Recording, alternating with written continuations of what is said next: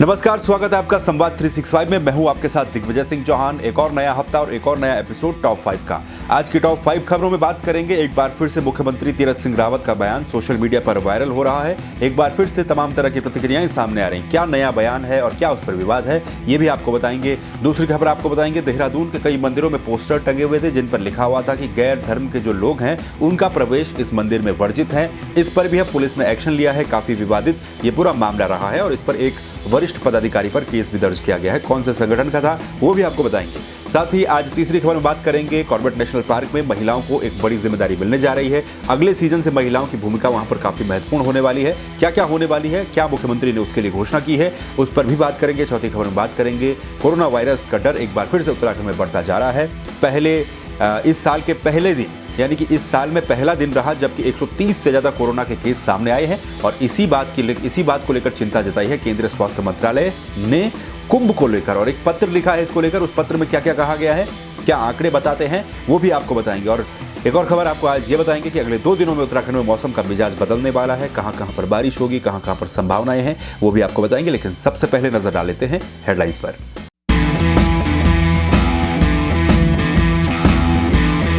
एक बार फिर फिसली सीएम तीरथ सिंह रावत की जुबान। कहा 200 साल तक रहे अमेरिका के गुलाम। एक और बयान में बोले 2 ही बच्चे पैदा क्यों किए, 20 क्यों नहीं किए।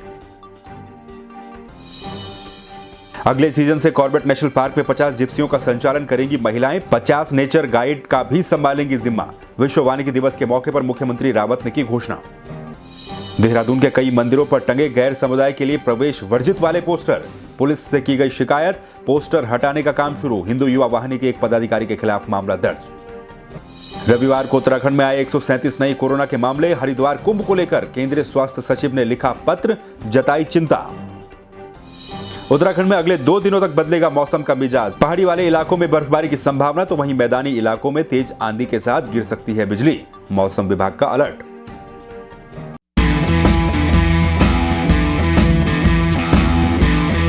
तो मुख्यमंत्री बनने के बाद से ही तीरथ सिंह रावत के बयान जो हैं वो सोशल मीडिया में काफी चर्चाओं में रहे हैं। इन बयानों को लेकर काफी प्रतिक्रियाएं भी हुई। इन बयानों को लेकर मुख्यमंत्री तीरथ सिंह रावत को ट्रोल भी किया गया, खासतौर पर फटी जींस वाले बयान को लेकर और प्रधानमंत्री नरेंद्र मोदी को भगवान कहे जाने वाले बयान को लेकर। एक बार फिर से मुख्यमंत्री तीरथ सिंह रावत ने एक बयान दिया है। इस पर भी अब लोगों ने उनकी चुटकी लेनी शुरू कर दी है। दरअसल मामला क्या है वो आप पहले समझिए। मुख्यमंत्री एक कार्यक्रम के दौरान जनता को संबोधित कर रहे थे और इस संबोधन के दौरान उनकी एक तरीके से कहा जा सकता है इस संबोधन के दौरान जुबान फिसल गई। उन्होंने ये कह दिया कि 200 सालों तक हम अमेरिका के गुलाम रहे जबकि अंग्रेजों के गुलाम इसको कहा जाना था। तो ये यहाँ पर इनकी जुबान फिसली। एक और बयान इन्होंने इसी संबोधन के दौरान दिया जिसमें उन्होंने कहा कि राशन वितरित जब किया गया, जब ग्रामीणों को राशन दिया गया तो उसमें 2 बच्चों वाले और 20 बच्चों वाले परिवारों के बीच में आपसी झगड़ा होने लगा। पहले आप ये बयान सुनिए दोनों, आखिर बयान क्या कुछ है और क्या कुछ आप इससे समझते हैं। जिसके 10 थे तो 50 किलो आ गया, 20 थे तो क्विंटल आ गया, 2 थे तो 10 किलो आ गया। लोगों ने स्टोर बना लिए, खरीदार सामने ढूंढ लिए। इतना बढ़िया चावल आया, कभी अपने आप भी लिया नहीं सामान्य जीवन में। लेकिन उसके बाद भी एक दूसरे से जलन होने लगी कि मुझे तो 2 हैं तो 10 किलो मिला, 20 वाले को क्विंटल क्यों मिला, इसको क्यों 20 मिला। भैया इसमें दोष किसका? उसने 20 पैदा किए, आपने 2 पैदा किए तो उसको 1 क्विंटल मिलना। अब इसमें जलन काहे का? जब समय था तब आपने 2 ही पैदा किए, 20 क्यों नहीं किए? काहे का जलन भाई? लेकिन मोदी जी ने सबको एक भाव से देखा। सबका जनजीवन ठीक चलना चाहिए। 80 करोड़ लोगों को नवाजने का काम किया। 90,000 करोड़ रुपया जिसमें खर्चा आता हो, और ऐसे समय पे जब इकोनॉमी की डाउन हो गई हो, मंदी आ गई हो, उद्योग धंधे चौपट हो गए हो, कल्पना नहीं कर सकते। भारत की 130-35 करोड़ की आबादी का देश आज भी अपने को राहत महसूस करता है अन्य देशों की अपेक्षा। जहां अमेरिका के 200 वर्ष हम लोग गुलाम थे, पूरे विश्व के अंदर उसका राज था, कभी सूरज छिपता ही नहीं था, यह कहते थे। लेकिन आज के इस समय में वह डोल गया, बोल गया। 2.25 लाख से भी मृत्यु दर चला गया। इटली 12 करोड़ का आबादी का देश, स्वास्थ्य में नंबर 1, लेकिन मृत्यु दर आपका 50 लाख से भी आधा चला गया और अभी भी हालत खस्ती है, फिर पुनः लॉकडाउन की ओर बढ़ रहा है। हमारे प्रधानमंत्री नरेंद्र मोदी ने हमको बचाने का काम तो किया है, लेकिन हमने उसका पालन भी किया जब उन्होंने कहा कि मास्क लगाओ, सैनिटाइज लगाओ, हाथों को बार बार धोने का काम करो, सोशल डिस्टेंस बनाओ। लोगों ने किया और उसी के कारण बचे भी।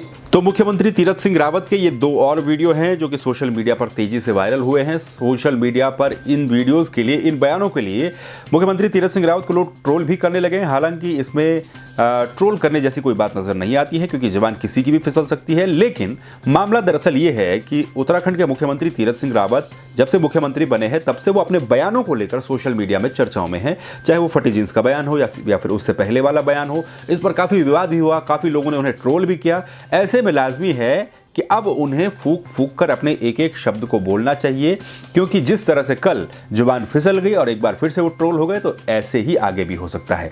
इन वीडियोस में उन्होंने कहा कि हर घर में पर यूनिट 5 किलो राशन दिया गया, 10 थे तो 50 किलो, 20 थे तो क्विंटल राशन मिला। फिर उन्होंने ये कहा कि फिर लोगों को आपस में जलन होने लगी, 2 वालों को 10 किलो और 20 वालों को क्विंटल क्यों मिला।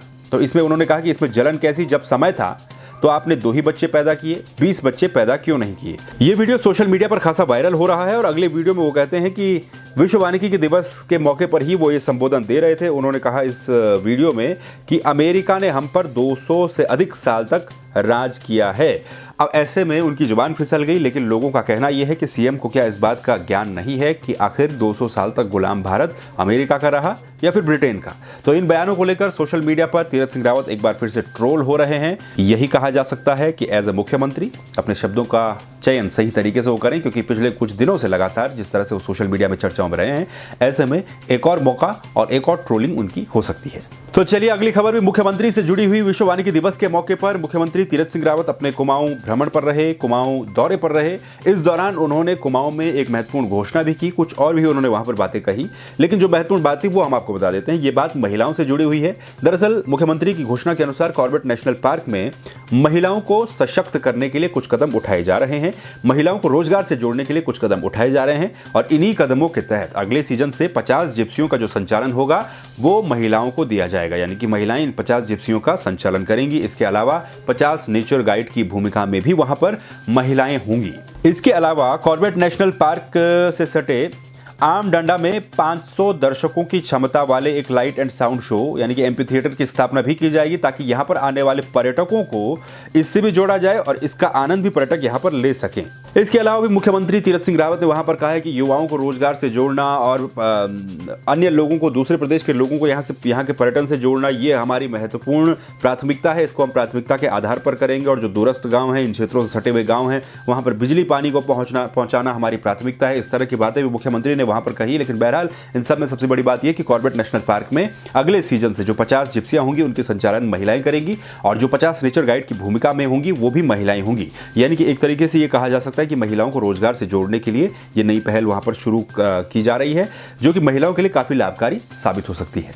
अगली खबर देहरादून से है। दरअसल देहरादून के कई मंदिरों में कुछ विवादित पोस्टर देखने को मिले। कई मंदिरों में पोस्टर लगाए गए थे। ये पोस्टर हिंदू युवा वाहिनी की तरफ से लगाए गए थे। इन पोस्टरों में साफ तौर पर लिखा था कि गैर हिंदू धर्म के लोगों का इस मंदिर परिसर में प्रवेश वर्जित है, यानी कि इस मंदिर परिसर में वही व्यक्ति आ सकता है जो हिंदू होगा। पोस्टर हिंदू युवा वाहिनी की तरफ से लगाए गए थे, बाकायदा उस पर लिखा भी था हिंदू युवा वाहिनी और एक फोन नंबर भी उस पर दिया गया था। जब ये मामला मीडिया में आया, सुर्खियों में आया, तो इस बात को लेकर शिकायत की गई और अब पुलिस ने इस पर एक्शन लेना शुरू कर दिया है। जितने भी तमाम मंदिर है, और ये मंदिर जो है करीब 100 से और 150 के बीच में बताए जा रहे हैं, यानी कि 100 से अधिक मंदिर ऐसे हैं जहां पर ये पोस्टर लगाए गए थे, पोस्टर चस्पा किए गए थे और अब इन पर कार्रवाई पुलिस की तरफ से की जा रही है। इन पोस्टरों को हटाया जा रहा है और बाकायदा ये भी कहा गया है कि हिंदू युवा वाहिनी के एक वरिष्ठ पदाधिकारी के खिलाफ इस मामले में केस भी दर्ज कर लिया गया है। तो ये मामला देहरादून का है। आपको ये बता दें कि करीब 150 से ज़्यादा मंदिर थे जिन मंदिरों में ये पोस्टर लगे हुए थे और इसमें एक बयान भी सामने आया है। संजय मेहता वाइस प्रेसिडेंट हैं हिंदू युवा वाहिनी के उत्तराखंड के, उनका आप ये बयान सुन लीजिए। अपने हिंदुओं की सुरक्षा के लिए, अपनी बहन बेटियों, अपनी माँओं, उनकी सुरक्षा के लिए अब काफ़ी समय से हम लोग भी देख रहे हैं, आप सब लोग भी देखते हैं जब कैसे हमारे मंदिरों में कुछ विधर्मी लोग जो हमारे समुदाय के नहीं हैं वो घुस के हमारी मूर्तियों को कैसे क्षतित करते हैं, हमारी बहू बेटियों को तंग करते हैं, छेड़ते हैं। वहाँ पर मतलब जो कार्य करते हैं वो मैं कह भी नहीं सकता हूँ। तो उनका प्रवेश वर्जित है, इसलिए ये लगाया गया है, क्योंकि उनका मंदिरों से कोई काम नहीं है। उनको उनका जो धर्म के जो उनकी पूजा का जो स्थान है वो है मस्जिद है, वो जाएं वहाँ पर नमाज करें। तो आपने सुना हिंदू युवा वाहिनी के वाइस प्रेसिडेंट का बयान, वो क्या कह रहे थे, क्यों इन पोस्टरों को लगाया गया है। और जो ये पोस्टर लगाए गए थे इन पर एक फ़ोन नंबर भी दिया गया था। जब पुलिस ने इस मामले में जांच की तो पता चला ये फ़ोन नंबर जो है वो किसी जीतू रंधावा नाम के व्यक्ति का है, जो कि महासचिव है प्रदेश में हिंदू युवा वाहिनी के। तो उनके खिलाफ अब धार्मिक भावनाओं को ठेस पहुंचाने के तहत, धार्मिक भावनाओं को भड़काने के तहत मामला अब दर्ज कर लिया गया पुलिस की तरफ से। अब इस मामले में आगे क्या क्या डेवलपमेंट होते हैं उस पर भी नजर रही। चलिए अब बात कोरोना वायरस की। तो देश भर में कोरोना वायरस के केस कई जगहों पर एक बार फिर से बड़ी तेजी के साथ बढ़े हैं। महाराष्ट्र में स्थिति सबसे भयावह है। देश में एक बार फिर से पुराने हालात लौटते हुए नजर आ रहे हैं। हम बात करेंगे आज उत्तराखंड की। उत्तराखंड में भी कोरोना वायरस के केस जो हैं वो हर दिन इंक्रीज होते जा रहे हैं। रविवार का दिन ऐसा रहा जब उत्तराखंड में कोरोना वायरस के जो मामले हैं वो नए मामले 137 दर्ज किए गए। ये 137 24 घंटे में आने वाले इस साल के सबसे अधिकतम स्तर वाले मामले हैं, यानी कि पहला दिन है ये इस साल का जब 137 केस कोरोना वायरस के नए सामने आए हैं। देश भर में यही स्थिति है और उत्तराखंड में भी अब 137 मामले, इससे पहले 122 मामले सामने आए थे हाईएस्ट, लेकिन का जो रविवार का दिन रहा उस दिन 137 मामलों ने एक बार फिर से चिंता बढ़ा दी। इन नए 137 मामलों में 53 मामले देहरादून से और 41 मामले हरिद्वार से हैं। हरिद्वार का जिक्र करना इस खबर में बेहद जरूरी है क्योंकि हरिद्वार में महाकुंभ है और इस महाकुंभ पर जिस तरह के बयान सामने आए हैं, पिछली सरकार ने जो सख्ताई लगाई थी, इस सरकार में मुख्यमंत्री बनने के बाद तीरथ सिंह रावत ने जो कहा था कि सख्ताई नहीं होगी, जो RT-PCR रिपोर्ट के लिए कहा जाता है वो अनिवार्य नहीं है, भले ही इसको लेकर कोई ऑफिशियली बात नहीं कही गई है।